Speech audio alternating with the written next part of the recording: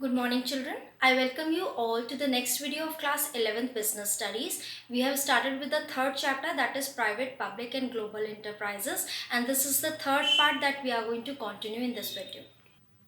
Children, we have already discussed about departmental undertaking, public corporation or a statutory corporation. Today we are going to start with government companies. Okay.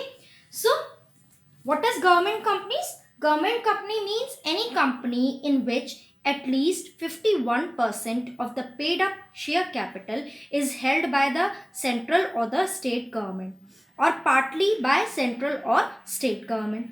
The government companies are governed and ruled by the provisions of Companies Act 1956 like any other registered company.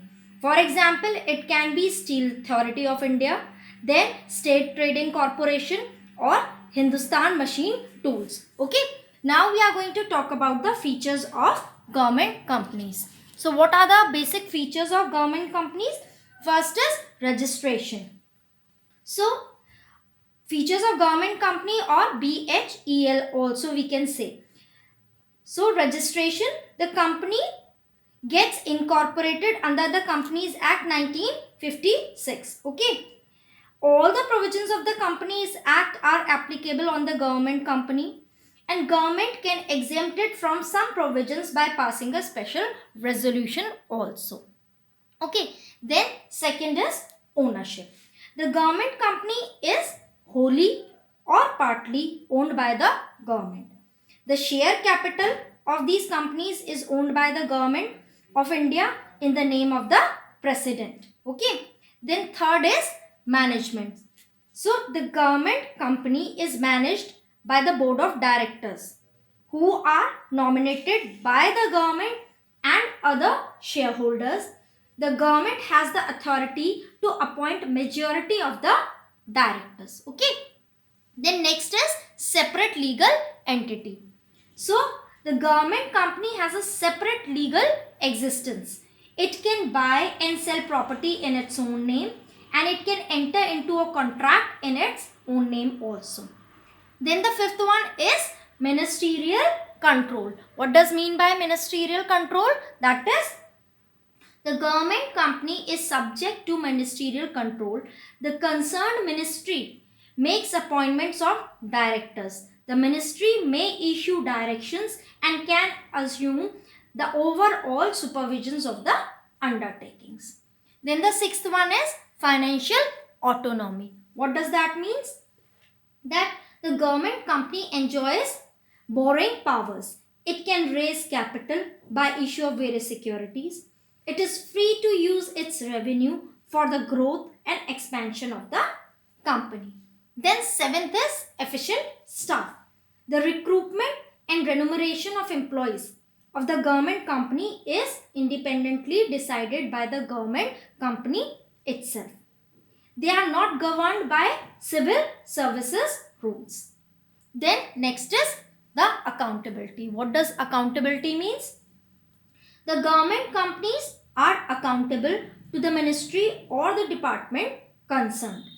Its annual report is presented and discussed in the parliament or state assembly also. Okay.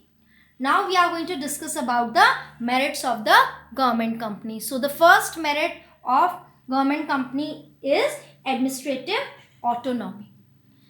In this, the government company is relatively free from government and political interference. It can function freely and smoothly under the general vigilance of government. Suitable changes can be introduced whenever needed within the provisions of Companies Act. Next is greater flexibility. The government company is managed, financed and audited just as any other private sector company. It can therefore secure greater flexibility, freedom of operation and quickness of action in running the enterprise. Then next is efficient staff. What does that mean? The government companies can have their own rules and regulations regarding the recruitment and remuneration of the employees. So they can appoint professionals and specialized people by offering better services and salary. Last is collaboration. What does that mean? The government companies can avail and accommodate managerial skills, technical know-how or expertise of the private enterprise by conveniently collaborating with it. But it do have some demerits also. So now we are going to talk about the demerits of government company. So first is autonomy on paper. Okay, here they are giving administrative autonomy, and as a demerit they are saying that autonomy on papers only. So the freedom and flexibility offered to the government company is true theoretically only. In actual practice, the government, being the major shareholder, dictates the terms and get the things done in its own way. Okay. Next is political interference, because it is government company, so there is a lot of political interference. The government companies are treated as the personal property of the ministers. The interference of minister is frequent.